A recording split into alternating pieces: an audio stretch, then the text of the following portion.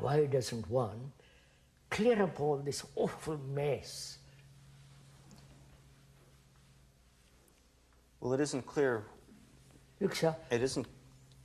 it is a messy consciousness. Yeah, it's a messy consciousness. Messy consciousness, contradicting, Yeah. frightened, oh, so many fears and so on. It's a messy consciousness. Now, why can't we clear it up? Well, it seems we are always trying to clear it up No. after the fact. I think the difficulty lies that we don't recognize deeply this messy consciousness is me.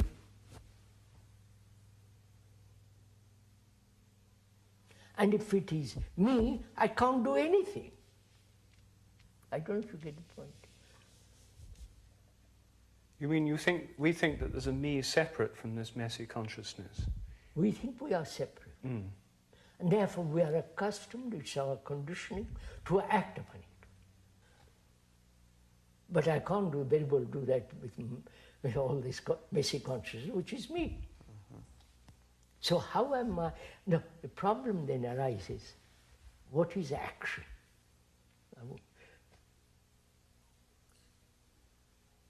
We are accustomed to act upon the messy consciousness.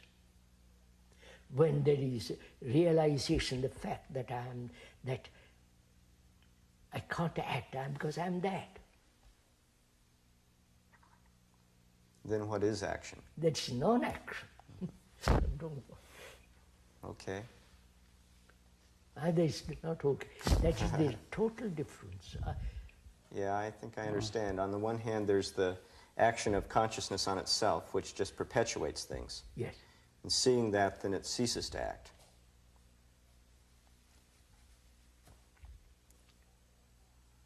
It's not non-violent.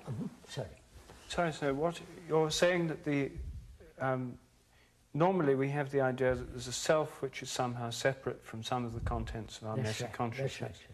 If someone tells us we're wonderful, we don't want to be separate from that. But if we feel afraid and if something tells us we're awful, we do want to be separate from that. So it's rather selective. But nevertheless, we do feel there's something in us which is separate from the contents of this messy consciousness. We normally act in such a way as to change either the contents of the consciousness or our relation to them or our relation to the world and so on. But we don't normally examine this apparent separation between the self, the me, and the contents of the messy consciousness. That's something we don't challenge. Now you're suggesting that, in fact, the separation which we can actually experience, and most of us do experience, is in fact something we ought to challenge and look at.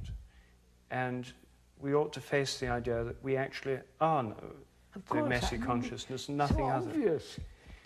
Well, it isn't obvious, it's very non-obvious, and it's a very difficult thing to realize, because one's very much in the habit of thinking one is separate from it.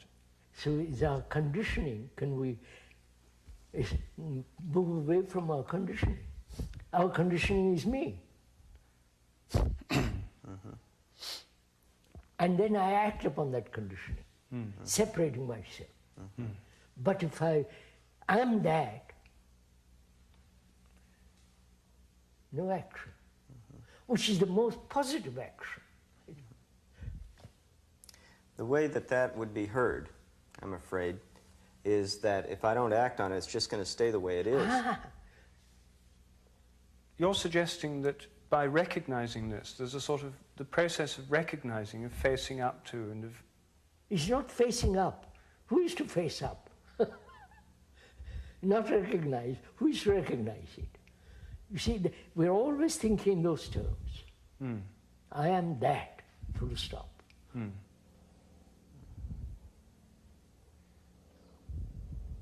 We never come to that realization.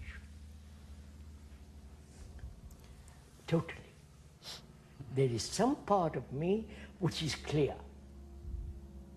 And that clarity is going to act upon that which is not clear.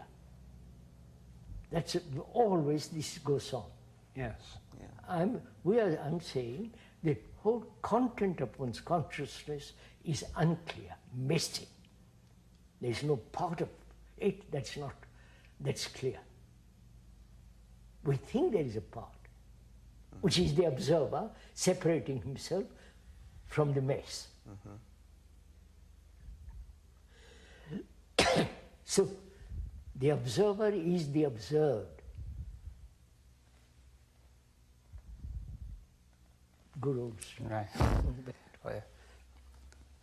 Well, you were raising the question of action, or if that is the case, how is action to take place? I say, no. When there is perception of that which is true, that very truth is sufficient, is finished. Yeah. Well, you've said also, for example, that mess itself realizes its own messiness. Messiness, it's But So, are you suggesting that the realization of the messiness itself in some way dissolves the messiness? Yes. Not a separative realization that I am messy. The fact is, consciousness is messy, full stop. And I can't act upon it. Because previously, acting upon it was a wastage of energy. Because I never solved it. I've struggled, I've taken vows, I've done all kinds of things to resolve this messy stuff. And it has never been cleared. Maybe partially, occasionally. Well, I think that's another aspect of this. In therapy or in our own lives, we seem to have insights that are partial, that we clear up a particular problem and gain some clarity and order for a time. And then the thing returns in some other form or in the same form. You're suggesting that the thing needs to be done across the board in some way. Before the observer acted upon it, upon the messy consciousness, right? Yeah. Saying, I'll clear this up, give me time, all the rest of it. And that's a wastage of energy. Right. When the fact that you are that, you're not wasting energy, which is attention. I don't know if you want to go into this. Oh no, this is very interesting. Please do. Would we agree that acting upon it is a wastage of energy? Yes. Just creates more disorder. No, it creates most disorder, and there is this constant conflict between me and the not me. The me who is the observer, and I battle with it. Right. Control it, suppress it, anxious, worry, you follow? But which is all essentially wastage of energy. Whereas this messy consciousness is me. I have come to realize that through attention. Not I have come to realize, sorry. Would you say that the consciousness itself has come to realize it? Yes. I mean, That's without me, right? Yes. Which is total attention I'm giving to this consciousness. There is attention and inattention. Inattention is wastage of energy. Attention is energy. When there is observation that consciousness is messy, that fact can only exist when there is total attention.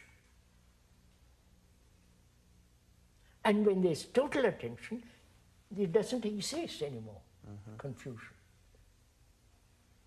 It's only inattention that creates the problems.